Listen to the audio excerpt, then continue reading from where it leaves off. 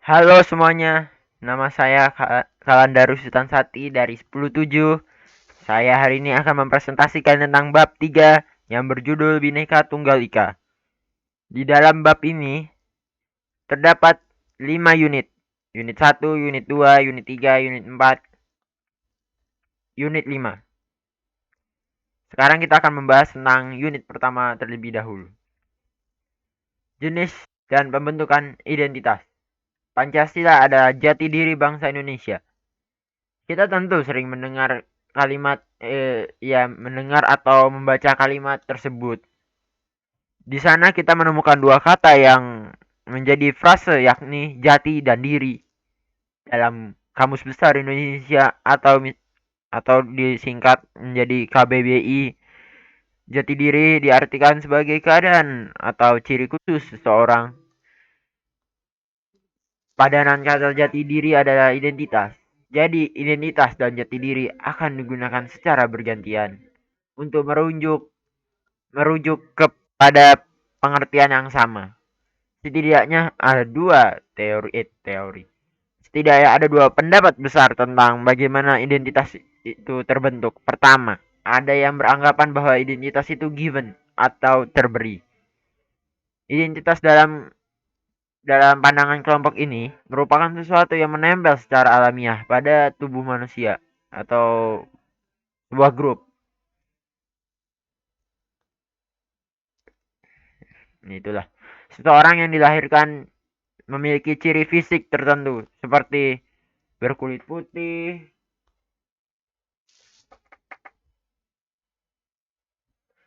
putih, bermata biru, berambut keriting, dan lain-lain adalah contoh tentang bagaimana kita memahami identitas dalam diri yang sebagai sesuatu yang alamiah atau dari lahir.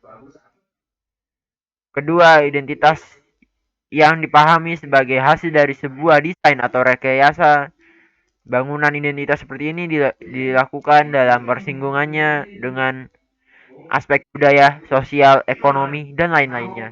Berbeda halnya dengan identitas yang secara alamiah melekat pada diri manusia. Identitas atau jati diri dalam pengertian ini terlahir sebagai hasil interaksi sosial antar individu atau antar kelompok.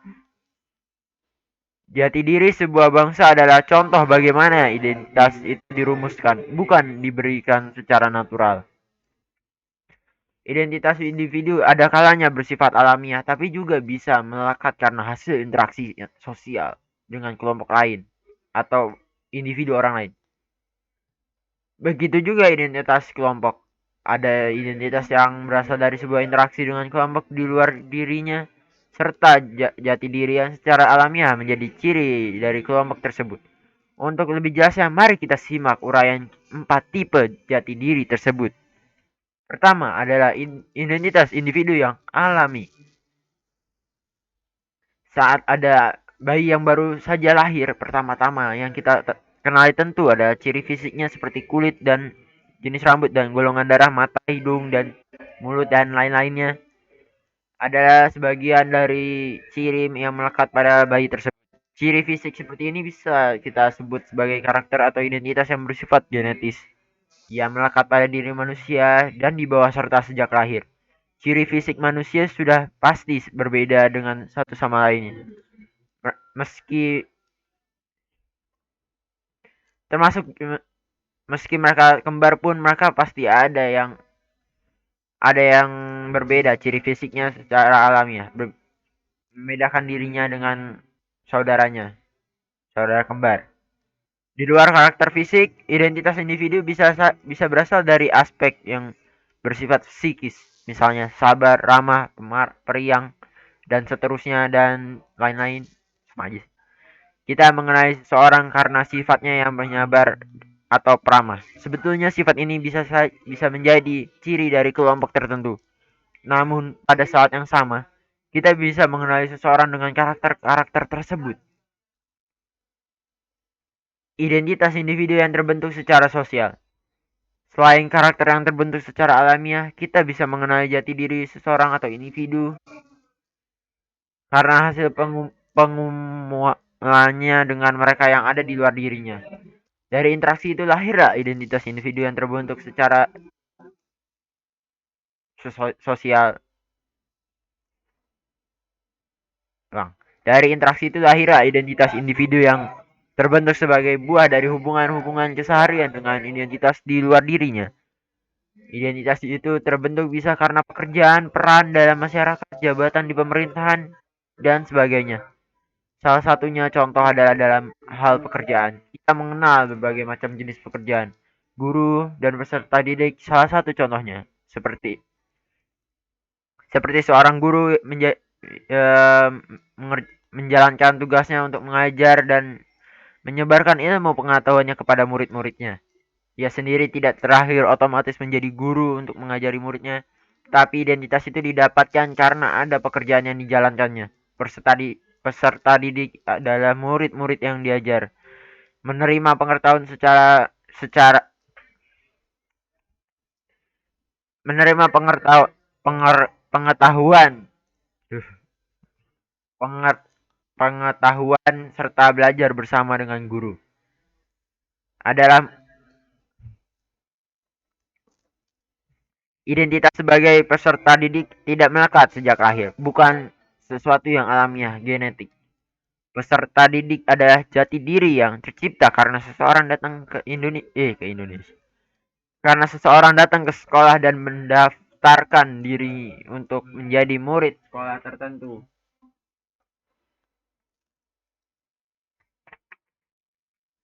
Identitas kelompok yang alami. Selain melekat pada individu, ada juga identitas yang secara alamiah menjadi ciri dari kelompok. Jati diri dalam kelompok adalah individu-individu dan anggotanya individu-individu yang menjadi anggotanya dan memiliki ciri yang sama. Istilah ras atau race dalam bahasa Inggris itu adalah salah satu contoh bagaimana alamiah melekat kepada sebuah grup. Ras digunakan untuk mengelompokkan manusia atau dasar lokasi geografis, warna kulit serta bawaan isiologinya.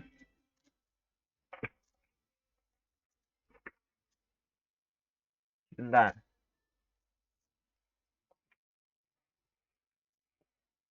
Fisiologi. Ya, maksudnya fisiologi. Mana sih?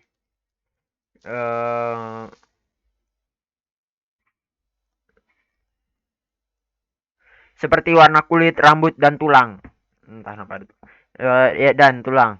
Ada banyak yang berpendapat tentang penggolongan ras ini. Salah satunya adalah penggolongan ras dalam 5 kelompok besar, yaitu ras Kaukasoid, ras Mongoloid, ras Ethiopia, yang kemudian dinamakan ras Negroid, ras Indian, dan ras Melayu. Blanchbach dalam Seifert 2008. Identitas kelompok yang terbentuk secara sosial. Selain terbentuk secara alamiah, jati diri sebuah kelompok juga bisa terbangun karena ciptaan. Seperti halnya identitas individu yang terbentuk karena interaksi mereka secara sosial, begitu juga halnya identitas kelompok. Mereka yang suka sepak bola pasti mengenal banyak nama klub atau kesebelasan, baik di dalam maupun luar negeri. Contoh lainnya adalah organisasi peserta didik Indonesia. Indonesia. Di sekolah, OSIS. Bukan ya. Ya. Identitas sebagai organisasi peserta didik merupakan jati diri yang terbentuk atau dibentuk, lebih tepatnya difasilitasi oleh pihak sekolah. Bangsa dan negara adalah sebuah kelompok sosial. Setiap bangsa memiliki identitasnya masing-masing, begitu pun juga negara. Dasar, simbol, bahasa, lagu kebangsaan, serta warna bendera menjadi salah satu penanda sebuah negara. Sebagai kelompok, negara juga terbentuk secara sosial. Negara Indonesia dibentuk atau dasar perjuangan rakyatnya atas dasar perjuangan rakyatnya, baik yang dilakukan melalui berbagai medan pertempuran maupun upaya diplomasi di meja perundingan. Pancasila identitas bangsa Indonesia. Meski Ir Soekarno yang menyampaikan pidato Pancasila pada 1 Juni 1945, Tetapi 5 dasar tersebut bukanlah identitas presiden pertama saja. Kelimanya merupakan identitas kita sebagai bangsa Indonesia. Tanpa Pancasila tidak ada Indonesia. Begitupun sebaliknya. Identitas Indonesia adalah Pancasila. Keduanya seperti dua sisi mata uang. Dari mana identitas Pancasila itu berasal? Seperti barangkali disampaikan Ir Soekarno, dirinya bukanlah penemu Pancasila. Ia hanya menggali Pancasila dari bumi Nusantara. Sebagai bangsa yang berciri Pancasila, maka sikap, pikiran, dan tindakan manusia Indonesia sudah sesuai dengan nilai-nilai Pancasila. Jangan sampai Pancasila selesai sebagai sebuah jargon, tetapi tidak terimplementasi dalam sikap dan perbuatan. Di pulau buangan yang sepi tidak berkawan, aku telah menghabiskan waktu berdiam-diam lama lamanya berenung di bawah pohon kaju. Ketika itu datanglah ilham yang diturunkan oleh Tuhan mengenai 5 dasar falsafah hidup yang sekarang dikenal dengan Pancasila. Aku tidak mengatakan bahwa aku menciptakan Pancasila. Apa yang ku kerjakan hanyalah menggali tradisi kami jauh sampai ke dasarnya. Dan keluarlah aku dengan 5 butir mutiara yang indah. Cindy Adam, 1966-300. Tentang hal ini, wakil presiden kita pertama, Muhammad Hatta, telah mengingatkan bagaimana kita memaknai Pancasila. Hal tersebut ia sampaikan melalui pidato pada peringatan lahirnya Pancasila 1 Juni 1977 di Gedung Kebangkitan Nasional Jakarta. Pancasila, Bung Hatta mengatakan, tidak boleh kita dijadikan amal di bibir saja. Karena jika demikian, berarti pengkhianatan pada diri kita sendiri. Bung Hatta menambahkan Pancasila harus tertanam dalam hati suci dan diamalkan dengan perbuatan. Hatta, 1976, tanggal 21. Pancasila tidak boleh dijadikan amal di bibir saja. Itu berarti pengkhianatan pada diri sendiri. Pancasila harus tertanam dalam hati suci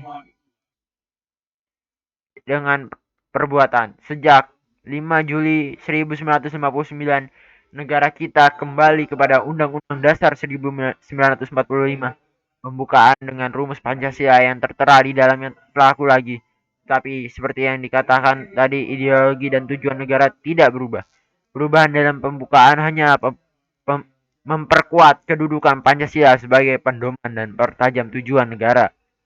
Pancasila adalah identitas yang digali dari kearifan serta kekayaan nilai bumi Indonesia agar terus hidup sebagai ciri bangsa. Pancasila tidak sekedar dihafalkan, tetapi juga diamalkan. Pancasila adalah nilai yang hidup sebagai jati diri bangsa Indonesia. Pada sebuah bangsa yang majemuk, Pancasila adalah jawaban yang tepat sebagai jati diri. Serta bangsa Indonesia adalah kisah tentang sebuah negara majemuk.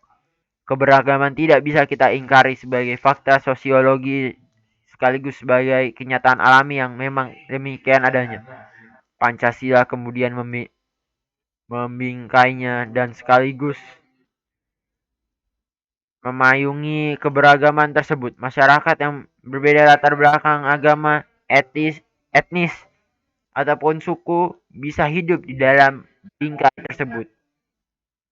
Dengan kekayaan yang dimiliki, Pancasila menjadi identitas bersama, mengakui perbedaan di dalamnya.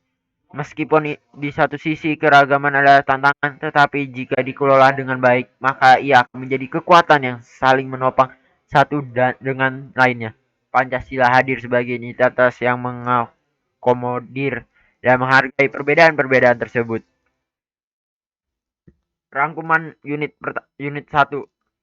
Dalam Kamus Bahasa Indonesia atau KBBI, jati diri diartikan sebagai keadaan khusus seseorang. Kata lain dari jati diri adalah identitas. Tidak hanya melekat pada benda, Seseorang individu identitas juga menempel sebuah komunitas serta kelompok. Sebuah kelompok yang memiliki kekhasan atau jati diri menjadikan berbeda dengan komunitas lainnya. Dilihat dari prosesnya, identitas bisa terbentuk secara alamiah atau sosial. Warna contoh dari identitas yang terbentuk dari lahir. Sementara dasar dari sebuah negara adalah jati diri atau identitas yang dibentuk atau disepakati oleh seluruh elemen yang ada di dalamnya. Keragaman atau kebinekaan adalah jati diri bangsa Indonesia. Pancasila merupakan dasar negara yang memayungi sekaligus menghargai keragaman suku, bangsa, dan agama masyarakat Indonesia. Pancasila adalah identitas bangsa Indonesia yang digali dari dasar tradisi masyarakat.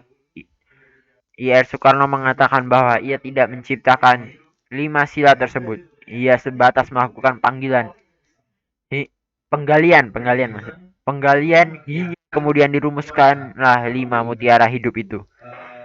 Sebagai bangsa yang mencirikan Pancasila, maka 5 prinsip tersebut harus terinternasionalisasi dalam sikap dan perilaku. Kata Muhammad Hatta, Pancasila jangan hanya menjadi amal bibir saja, tetapi tertanam dalam hati dan tercermin dalam perbuatan. Sekarang kita akan membahas unit kedua. Unit 2. Mengenali dan menyadari keragaman identitas. Sebagai makhluk sosial, ciri yang melekat pada manusia adalah keinginan untuk melakukan interaksi satu dengan lainnya. Interaksi sendiri berarti hubungan timbal balik yang dilakukan baik antar individu, antar kelompok, maupun individu dengan kelompok. Dalam interaksi ada proses mengaruhi tindakan kelompok dan atau individu melalui sikap, aktivitas, simbol tertentu. Orang yang akan mengenali yang lain melalui proses interaksi tersebut. Proses untuk mengenali yang lain juga dilakukan oleh manusia dalam kapasitasnya sebagai makhluk sosial yang bisa dijumpai melalui cara lain, yakni sosialisasi. Sosialisasi berarti penanaman atau penyebaran, diseminasi adat, nilai, cara pandang atau pemahaman yang dilakukan oleh satu generasi kepada generasi selanjutnya. Generasi berikutnya maksudnya. Dalam sebuah masyarakat. Melalui sosialisasi, seseorang atau sebuah kelompok menunjukkan nilai-nilai yang dianutnya. Tujuannya bisa sebatas hanya mengenalkan atau bermaksud untuk mempengaruhi yang lain. Dalam sebuah kelompok yang terdiri dari banyak individu, potensi munculnya perbedaan persepsi sangatlah besar. Masing-masing orang memiliki nilai serta pandangan yang menjadi identitasnya. Terhadap pandangan yang tidak sama itu, kemampuan untuk bernegosiasi sangatlah penting. Satu anggota kelompok dengan anggota lainnya mencari titik temu agar satu identitas bisa disepakati sebagai jati diri dari kelompok. Begitu juga oleh ingin membentuk grup atau kelompok yang lebih besar. Kelompok-kelompok kecil itu berunding untuk menciptakan satu identitas yang bisa mewakili semuanya. Identitas atau jati diri yang menjadi ciri dari kelompok besar itu bisa saja berasal dari nilai sebuah kelompok kecil yang kemudian disepakati oleh semua kelompok, atau bisa didapati dengan cara lain. Identitas itu betul-betul sesuatu yang baru yang tidak ada pada anggota kelompoknya. Terciptanya kelompok dengan demikian mendapatkan pengaruh dari mereka yang menjadi anggotanya. Identitas sebuah grup merupakan hasil dari rumusan dan kesepakatan yang diharapkan bisa menjadi media bagi kelompok lain ketika hendak mengenalinya. Di sini kita bisa menarik dua hal penting, yakni jati diri dan keragaman atau bineka tunggal. Mengapa kebinekaan menjadi tema penting dalam kaitannya dengan masalah identitas atau jati diri? Kita memperhatikan bagaimana sebuah kelompok terbangun. Jika ada 10 individu di dalam satu kelompok, itu berarti ada 10 cara pandang atau pendapat tentang ada bagaimana menciptakan jati diri kelompok tersebut. Begitu pula ketika 100 kelompok hendak menciptakan jati diri untuk satu kelompok besar, kita akan mendapatkan 100 jati diri yang sedang berbincang tentang bagaimana menciptakan identitas bersama mereka. sebuah 10, 100.000 dan seterusnya ada representasi dari kebinekaan atau kemajemukan. Di dunia ini ada keberagaman identitas, baik identitas individu maupun kelompok. Identitas yang tercipta secara alami atau dibentuk secara sosial.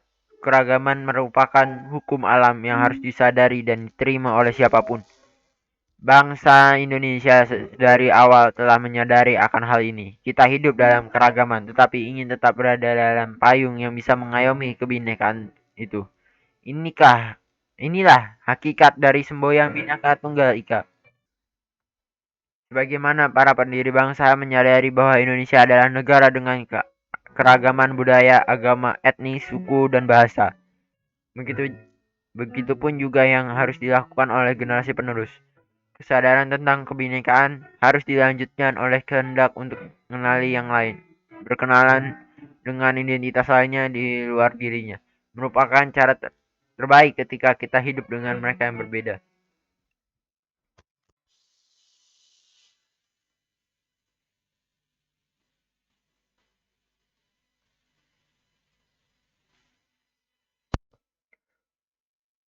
Sorry. Nah, tadi sampai mana? Kesadaran tentang kebinekaan sebagai ini hakikat dari semboyan Bhinneka Tunggal Ika. Sebagai para pendiri bangsa menjadi bahwa Indonesia adalah negara keragaman budaya, agama, etnis, suku, dan bahasa. Begitu pun juga yang harus dilakukan oleh generasi penerus. Kesadaran tentang kebinekaan harus dilanjutkan oleh kehendak untuk mengenali yang lain. Berkenalan dengan identitas lain di luar dirinya merupakan cara terbaik ketika kita hidup dengan mereka yang berbeda. Coba diingat, ketika awal berpindah dari sekolah dari SMP ke SMA, sebagian besar teman-teman adalah orang-orang baru. Guru-guru yang mengajari pun demikian. Lingkungan sekolah juga berbeda dengan situasi sebelumnya. Jika kita tidak bersosialisasi dengan cara mengenal satu dengan yang lain, kita seperti hidup seorang diri. Meski faktanya ada banyak orang di sekeliling lingkarannya, kita harus berjumpa. Berkenalan dan berinteraksi agar kebinekaan atau keragaman itu tak hanya sekedar ada dan diakui, tapi juga saling dikenali. Menghargai keragaman adalah salah satu bentuk ketaatan kita pada hukum alam. Tuhan telah menciptakan manusia dengan segala keragaman identitasnya yang melekat padanya. Menyadari dan menghormati keragaman tak hanya bahasa dan suku di Indonesia. Berdasarkan catatan Badan Pusat Statistik atau BPS Indonesia hingga tahun 2010 ada 1.300-an lebih suku bangsa di Indonesia. Sementara Badan Pengembangan dan memetakan dan verifikasi 718 bahasa daerah di Indonesia. Agama-agama yang dianut oleh penduduk Indonesia jumlahnya juga banyak. Selain Islam, Kristen, Katolik, Hindu, Buddha, dan Konghucu, kita juga mengenal agama-agama lokal seperti Malim, Sunda Wiwitan, Kaharingan, Marapu, dan lain sebagainya. Mereka mempraktikkan adat serta tradisi yang berbeda dengan satu dengan lainnya. Bahasa yang dituturkan juga tidak sama. Keyakinan serta ajaran-ajaran yang dianut pemeluknya hadir dalam doktrin serta ritual yang berlainan.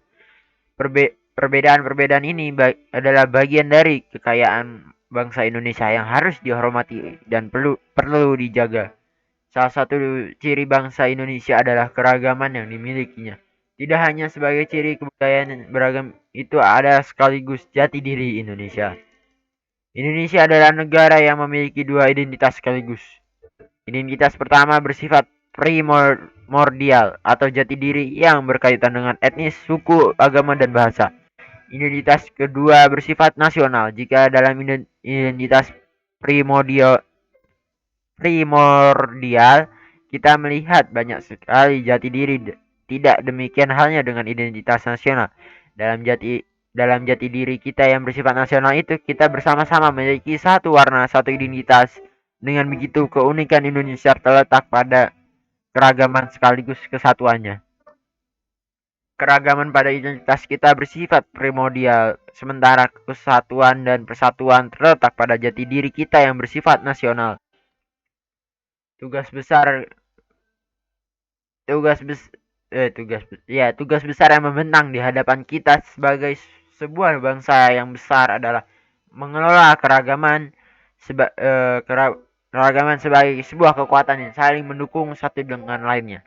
Tidak ada cara lain segenap elemen bangsa untuk terus mengingat dan menyadari eksistensi kita sebagai bangsa yang dicirikan oleh kebinekaan pada identitas kita yang bersifat primordial.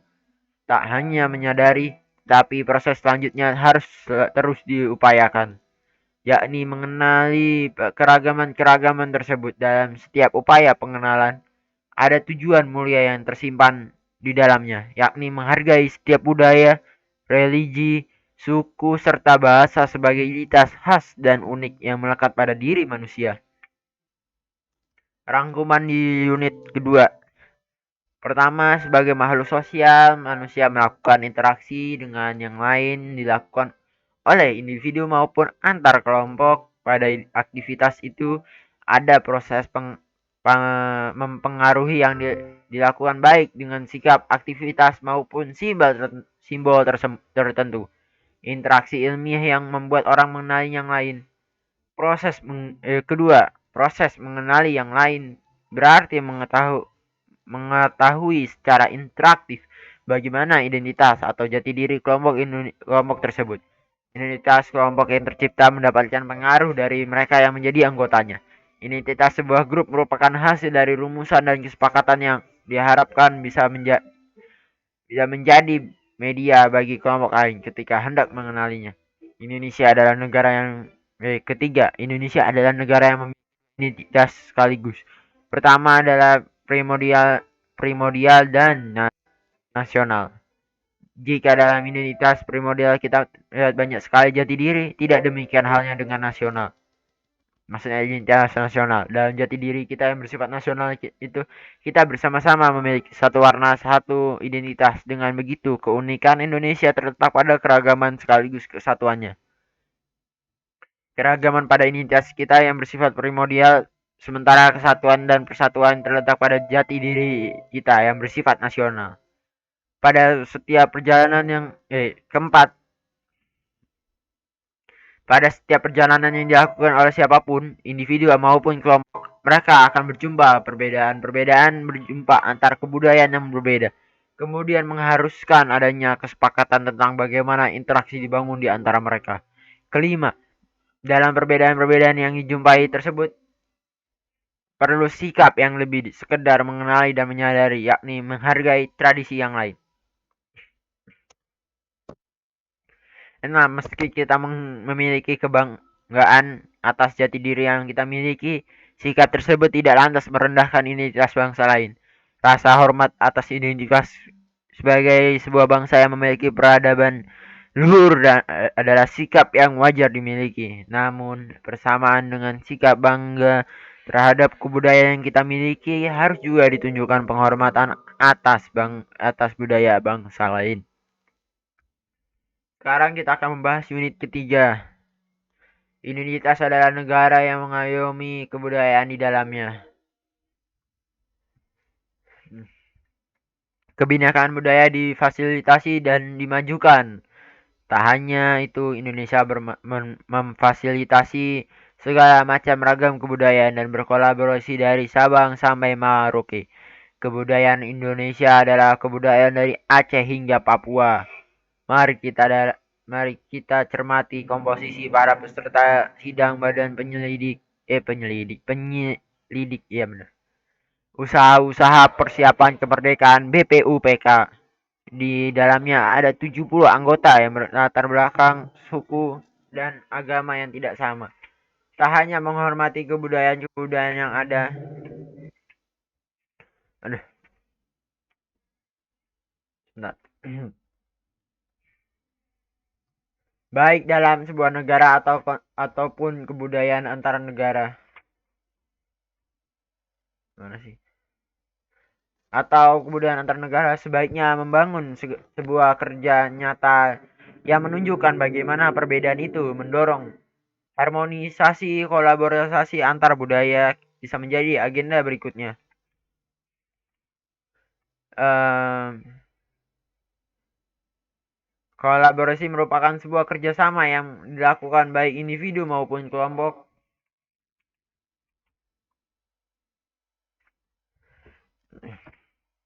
Beri mana sih? Mana sih tadi? Ya, maupun kelompok mereka yang terlibat dalam kerjasama itu mendasarkan dirinya pada nilai yang disepakati, komitmen yang dijaga sebagai keinginan untuk menunjukkan kepada hal layak bahwa perbedaan latar belakang budaya tidak menghalangi siapapun untuk bisa bekerja sama. Dengan sebuah kolaboratif jati diri yang berbeda itu bisa bergandengan tangan menciptakan prakarya kebudayaan. Karena bersifat kolaborasi, maka identitas-identitas yang turut di dalamnya tidak kehilangan jati dirinya. Persis seperti gambaran tentang jati diri bangsa Indonesia yang berasal dari keragaman identitas yang masih sangat terjaga. Meski dalam satu waktu ada identitas yang secara bersamaan disepakati sebagai identitas nasional. Rangkuman di unit 3. Pertama, dengan mempelajari latar belakang demografis anggota BPUPK, kita bisa menyimpulkan bahwa Indonesia adalah negara yang mencerminkan semangat kolaborasi. Anggota BPUPK yang berasal dari agama dan suku yang berbeda bersepakat untuk membentuk identitas nasional yang tidak mereleksikan semangat kelompok, tetapi juga sekaligus memayungi kebutuhan semua kelompok. Tindakan diskriminasi terhadap sesama anak bangsa yang berbeda suku, bahasa, golongan, dan agama hakikatnya menyakiti diri kita sendiri.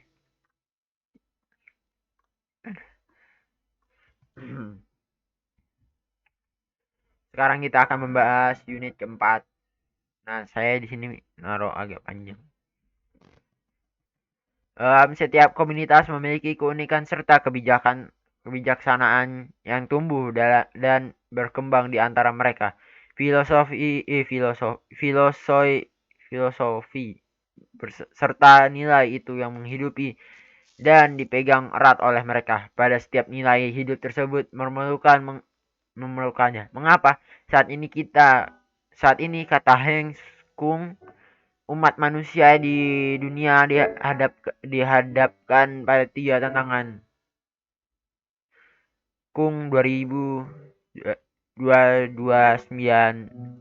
230. Pertama, kehidupan umat manusia sedang berada di bawah ancaman wacana kelas. Ancaman yang dihadapi bukan pada kekhawatiran akan munculnya perang dunia baru. Lebih dari itu, apa yang menjadi kegelisahan para penyeru mazhab ketika universal adalah timbulnya konflik identitas atas dasar agama, nilai, ideologi, dan budaya antar negara atau dalam satu negara. Kemudian kedua, munculnya gerakan fundamentalisme khususnya yang berkaitan dengan ideologi tertentu yang kerap kali menutup pintu rapat-rapat bagi masuknya segala produk moderneritas. Mereka melihat bahwa kekuatan ajaran agama ada dalam ruh yang terhadap peradaban berat yang sekuler. Ketika tantangan umat manusia adalah munculnya banyak varian berbagai pertentangan mana sih?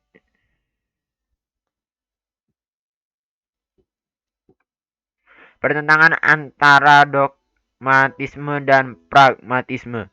Fundamentalisme dan pencerahan di luar tiga tantangan itu sesungguhnya ada hal yang indah dan menarik, yakni eksistensi kearifan dalam setiap masyarakat dunia. Kearifan ini yang secara universal mengajak masyarakat untuk kembali kepada sejatian hidup saling berpegang erat antar sesama dan bahu-membahu menyelamatkan bumi kita. Mengenai kearifan masyarakat yang ada di dalam negara adalah salah satu cara untuk meredam gejolak akibat superioritas kelompok tertentu. Promosi atas kebudayaan yang dimiliki menjadi sangat terbuka dalam dunia yang terhubung. Teknologi dan informasi memungkinkan hal tersebut terjadi. Sekarang kita akan membahas unit 5. Apa arti penting dari keragaman tradisi yang kita miliki? Bagaimana kita memaknai keragaman dan kehidupan keseharian? Mula-mula tentu saja ada kebanggaan karena bagaimanapun juga keragaman tradisi yang kita miliki menunjukkan bahwa kita adalah bangsa yang kaya. Tak hanya itu, tradisi yang kaya tersebut pada perkembangannya merasa bisa hidup saling berdampingan, tidak saling menaikkan satu dengan yang lainnya. Bayangkan jika satu kebudayaan merasa dirinya lebih adiluhung daripada kebudayaan lain, atau jika ada pemeluk agama yang menganggap ajarannya yang paling sempurna dari semuanya, sehingga pemeluk agama lain tidak berhak hidup di negara ini. Kalau ada klaim keunggulan budaya atau agama, sudah pasti kita tidak akan lagi menjadi negara yang bineka, yang kaya akan tradisi di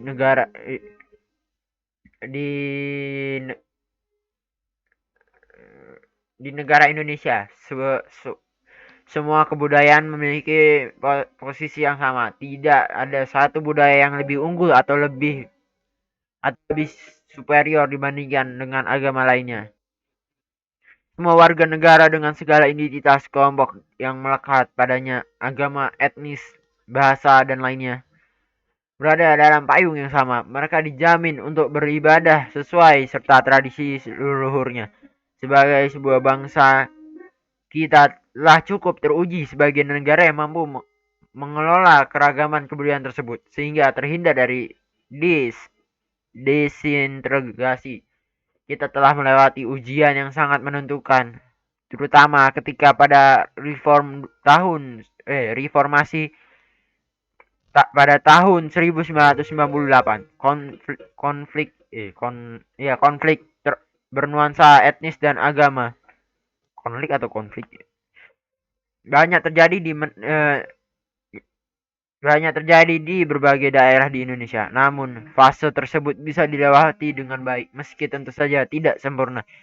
Kita pun terhindar dari perpecahan. Kebanggaan akan tradisi dan budaya sebaiknya tidak hanya berhenti sebatas perayaan saja. Tradisi juga tidak hanya perlu dilestarikan agar terjaga dari kerusakan. Lebih dari itu, tradisi harus dihidupkan sekaligus dikukuhkan. Nilainya perlu dipertahankan dalam situasi yang terus berubah. Tantangan yang dihadapi saat ini datang dari berbagai dimensi, sosial, ekonomi, budaya, serta berasal dari semua arah, lokal, nasional, dan internasional. Terima kasih untuk mendengarkan saya berbicara. Mohon maaf jika ada yang salah dari perkataan saya, ada yang tidak enak, ada yang tidak nyambung. Ya, itulah. Terima kasih. Sampai jumpa. Bye.